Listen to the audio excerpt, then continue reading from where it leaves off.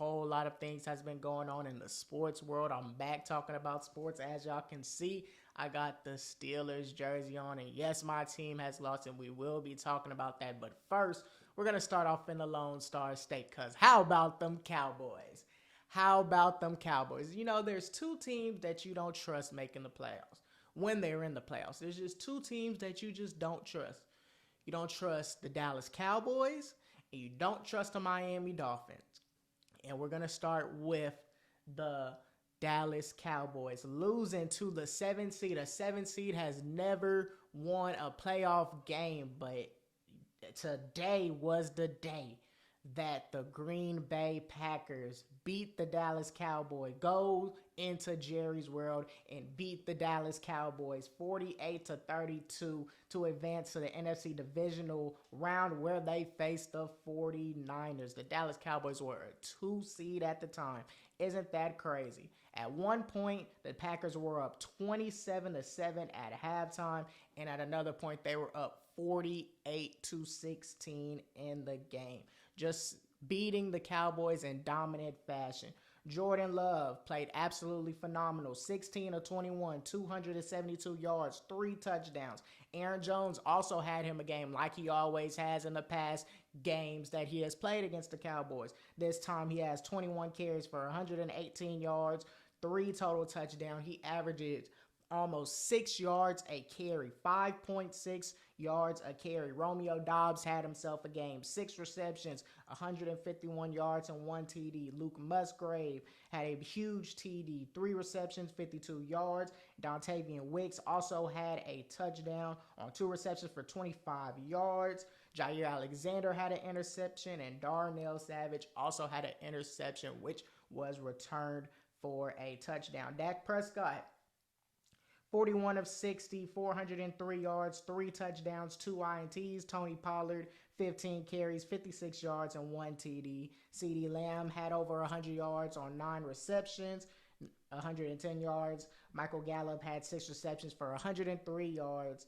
Jake Ferguson, 10 receptions, 93 yards, 3 total touchdowns. Now, you look at Dak Prescott's numbers, and you see that he was 41 of 60 for over 400 yards, 3 total touchdowns. You would think, if you just look at the numbers, if you don't look at the game, you would think that Dak had himself a good game. Wrong. And I'm tired of these people with this game. The Cowboys were dominated. The Cowboys got punched in the mouth the whole entire game. The Packers set the tone from jump. Once they asked the refs to receive the ball instead of deferring into the second half, and they got the ball first, they sent the message on that opening drive with throws down the field to Romeo Doubs, Aaron Jones running all over the Cowboys defense. They came into Jerry's World with the mentality of, we're a young team. We're the youngest team in the NFL. We're coming into Jerry's World, who hasn't lost since last year, week 1 against the Tampa Bay Buccaneers. And we're going to send a message. We're the youngest team in the league. We're going to send a message that we're not supposed to be here, but since we're here, we're going to send that message that we can beat you on both sides of the ball. And that is exactly what the Green Bay Packers did from the first possession all the way to the last possession. Great drives all the way through the game. The Cowboys defense just couldn't stop a cold. The Cowboys defense couldn't stop a nosebleed. Literally, that was ridiculous by the Cowboys defense. Ridiculous by the Cowboys defense. You can't allow 5.6 yards a carry and expect to win football games. You just can't do it. You just can't do it. Jordan Love looking like prime Aaron Rodgers, throwing off a back foot, completing throws on a dime. And I'm going to show y'all some plays too. But with all that being said, and we know that the Cowboys defense was one of the best defenses that we have seen this season. You know, they were the 2nd seed. They looked like the best team coming into the playoffs in regards to all the teams that made the playoffs in the NFC and the AFC. They looked like one of the best teams. They looked like a team that can compete with the San Francisco 49ers. It felt as though the Dallas Cowboys was going to get that rematch in San Francisco and try and go to the Super Bowl. But with all of that pressure with the Dallas Cowboys, it just seems as though that when playoff time comes, it don't matter what seed they are. They can have home field advantage throughout the playoffs, or they could be the 5th, 6th, or 7th seed. It just doesn't matter. For some reason in the playoffs, the Dallas Cowboys will get your hopes up in the regular season and choke in the playoffs somehow, some way. It doesn't matter what team it is. But specifically with the Green Bay Packers, they do not have their number. The Green Bay Packers have their number whether they're playing in Jerry World or they playing in Green Bay. They just do. For some strange reason, the Cowboys just cannot win against the Green Bay Packers. And Jordan Love, like I said, had him a phenomenal game. A phenomenal game. First year as a quarterback for Matt LaFleur, going from being the second string, looking at what Aaron Rodgers was teaching him and just learning from what Aaron Rodgers was doing in games. He comes in his first playoff game and literally plays like Aaron Rodgers. Literally, what Aaron Rodgers was doing to the Dallas Cowboys, torching them left and right, that's exactly what Jordan Love was doing. And like I said, the defense just couldn't stop anything. But with all that in mind, we know that the defense played bad. But we cannot just sit here and let Dak Prescott off the hook. Dak Prescott is the main reason why they lost, and I'm going to say it. I'm tired of these people every single time in a playoff game where Dak throws these garbage time yards, these garbage time touchdowns. He comes in and he gets 300 plus yards, 400 plus yards at the end of the game. And if you just look at the stats, you'll be like, oh, Dak Prescott played a good game. But what did he do when it was 7-0? What did he do when it was 14-0? What did he do when it was 20-0? He threw a pick six. He threw 2 picks. If it wasn't for Jair getting touched, that would have been a pick six. But that led to a touchdown. The one to Darnell Savage, you cannot throw that pass. And I'm going to show you all of these plays. You cannot throw that pass. But when the second half comes, for some strange reason, when they're down big 20 yards, 20 points. I said 20 yards. 20 points. When they're down 20 points, for some strange reason, oh, Dak wants to start playing. Dak wants to start cooking. Dak wants to start throwing touchdowns. Where was this in the first half? Where was this when you needed it?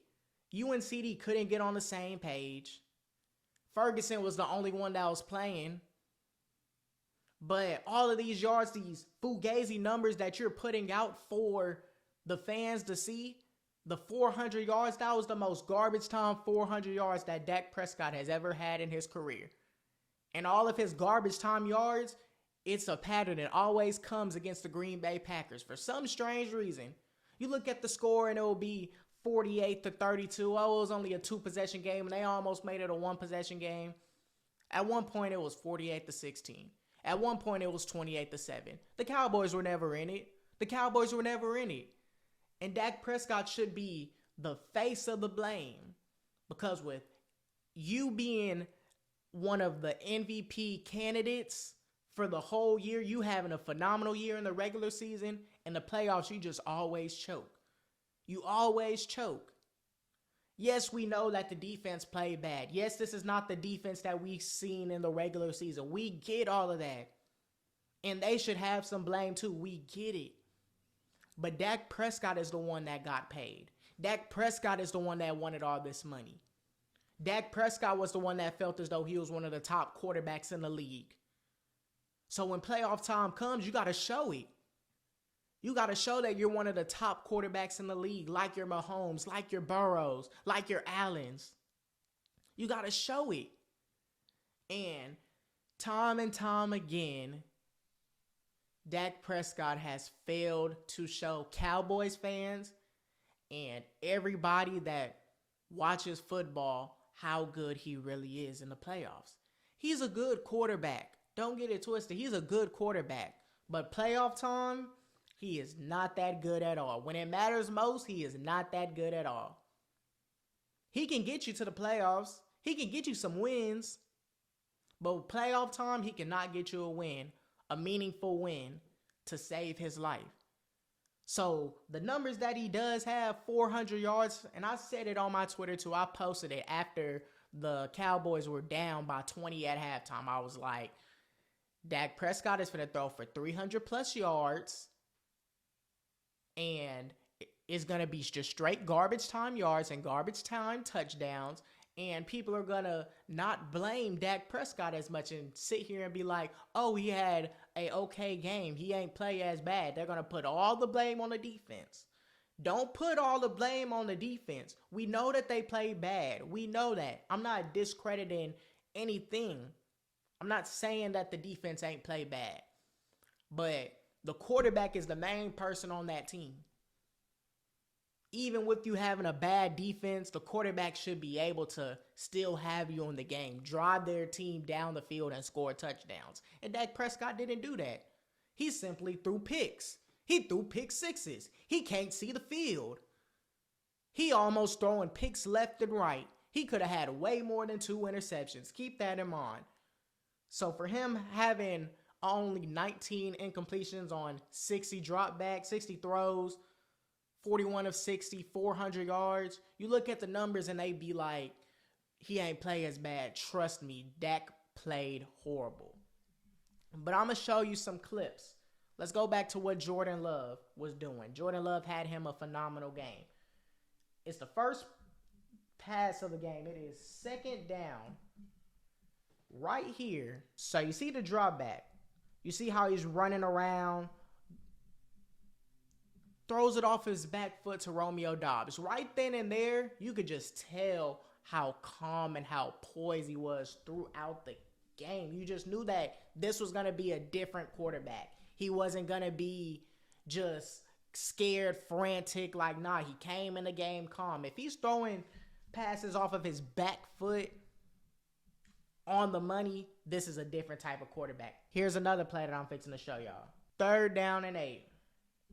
No, 3rd down and 9, should I say.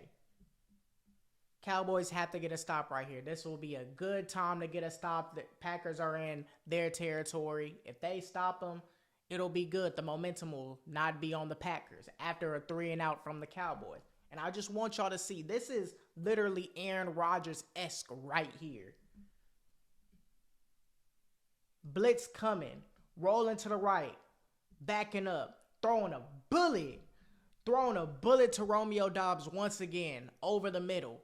These are throws that first-year players aren't going to make without having the confidence. These throws that Jordan Love was making throughout the game were some big-time throws. It looked like he was in the league for a couple of years. It looked like he was in the playoffs already. And those type of throws you just don't see. But he was behind Aaron Rodgers, a Hall of Fame quarterback. And literally they throw the same sidearm, back foot. Like it's just throwing it just like that. With ease. Now let's look at Dak Prescott. Let's look at the interceptions that Dak Prescott threw. Now it's 3rd down and 5, okay? Dak Prescott's only looking one way against Jair Alexander, their best cornerback. Now, did Brandon Cooks get turned? Yes, Brandon Cooks got turned. You could have called a flag. But needless to say, that was just a good catch. That's a good catch by Jair Alexander, which led to a touchdown. Now, let's look at the second interception. Now, the second interception, 2nd down and 2. Why you don't run the ball on Green Bay territory? I don't know why you don't run the ball on Green Bay territory. That should be the first thing that you should do is 2nd down and 2. And that goes back to in big time moments, Dak will literally just look at one receiver. And that's exactly what happened. He looked straight at CD. Darnell Savage knew he wasn't going to throw it to Brandon Cooks. He knew that he was going to throw it to CD. And all he did was just let Brandon Cooks go and just got in front of the route. So these are throws that Dak Prescott makes in the playoffs that you don't really see him make in the regular season. You see the calmness, you see the poiseness that Dak Prescott has in the pocket when he's in the zone. But for some strange reason in the playoffs, it just seems like he just doesn't see the field at all. And Dak Prescott threw for less than 100 yards once halftime came. He threw for less than 100 yards and had 2 interceptions. So what did he do when it was 27-0? Yeah, he went down and scored a touchdown, but he didn't even have 100 yards. He threw 2 interceptions. But now in the second half, he throws for over 300 yards and 2 more TDs. Like, where was this at that time? Where was this at that time? When you need it the most. You're the star quarterback. You cannot have that happen. You cannot have that happen. You're the 2 seed. You have guaranteed 2 home games before, if San Francisco takes care of business, you can go to San Francisco, rematch for a chance to go to the Super Bowl. This Cowboys team was probably one of the most talented teams that they have had. One of the most talented teams that they had on offense and defense. All pro, quarterback, wide receiver, line, D-line, linebackers, cornerbacks. Deron Bland was a Pro Bowler. All of the talent that they had. And they didn't even have the Trayvon Diggs. They didn't even have Trayvon Diggs. And they still did what they did to get a 2 seed in the NFC. And for you to lose in the first round, I can see if you lose to the second round, maybe to Detroit, even though you beat them earlier in the year on that controversial play at the end. But if you lose in the first round to the Green Bay Packers, the youngest team in the league, that is a problem. That is a problem. No questions asked about that. With the talent that the Cowboys have, time in and time out, year by year, all pros everywhere on their roster. The kicker and the punter was an all pro. That's how talented this team was. Everybody on that roster pretty much was all pros. First team, second team, third, whatever. But the fact that you have all of this talent every year and you lose to the youngest team in the league, you get bullied. You get punched in the mouth. Micah Parsons didn't even have a pressure. Jordan Love didn't even get sacked, if I'm not mistaken. I don't even think Jordan Love got sacked. Jordan Love didn't even get sacked the entire game.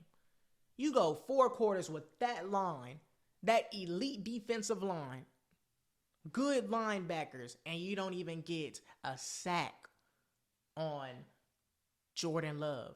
And they're the youngest team in the league. They're not even supposed to be here. The Cowboys lost to a bunch of first-year players and second-year players for the most part. Jordan Love is a first-year quarterback. Wicks, rookie. Jaden Reed is a rookie. Romeo Dobbs, Christian Watson, all these players are young on offense. All of these players are young on offense. On the defensive end, they got some guys that have been there a couple of years. Same with Aaron Jones. He's been there for years. But for the most part, they lost to a young team. And they're supposed to have the experience. They lost to San Francisco twice. They lost to the Rams where you still have Dak Prescott. Yeah, you don't have CD, but you had Dak Prescott. They've been in situations like this. And you would think for them losing to San Francisco last year, 19-12, that this year they will have some energy and will want to get back to where they were because it's unfinished business and they want to get that Super Bowl for Jerry Jones. You would think that the first round would be easy. You would think that the Cowboys would smoke the Green Bay Packers. And it was the other way around. The Green Bay Packers smoked the Cowboys. And it wasn't close. It was not close the entire game. And if you're Mike McCarthy, if you're Jerry Jones, y'all should be disappointed in yourself. If you're Dak Prescott, you should be disappointed in yourself for allowing that to happen. For even allowing that to happen. I don't even think Jerry Jones will see another championship. That's how mad I am at this team, and I'm not even a Cowboys fan. But all the talent that they have on their team, you would think that they would get to an NFC championship game. And they haven't in nearly 25 plus years. They just haven't. And that is sad. I don't think Jerry Jones will see another Super Bowl in Dallas. He may be dead before the Cowboys win another Super Bowl. Because if they have this talent and they keep on acting like they don't have playoff experience, then the Cowboys will never win. Teams like the Packers, you're supposed to beat. Youngest team in the league haven't been there. They didn't even think that they were going to be there, even though the Packers came in hot after beating the Lions on Thanksgiving, and they have been straight red hot. The Cowboys overall, top to bottom, are a better team than the Packers. But on any given Sunday, anybody can win, and that's exactly what the Green Bay Packers did. I don't think Dak Prescott should be there. I don't think Dak Prescott should be a Cowboy. I really don't. Because when it matters most, he doesn't show up. That money that he got, that elite quarterbacks have, Lamar Jackson, Patrick Mahomes, Josh Allen, Joe Burrow, all of these quarterbacks that make statements in the playoffs, Dak Prescott doesn't do that at all. Hell, I might even say C.J. Stroud is better than Dak Prescott right now after what I've seen, which we'll be talking about later in the show. C.J. Stroud looked like he was in the playoffs for 3+ years. He knew what time it was. With less talent than the Cowboys. He don't have no CeeDee Lamb. He don't have no Jake Ferguson.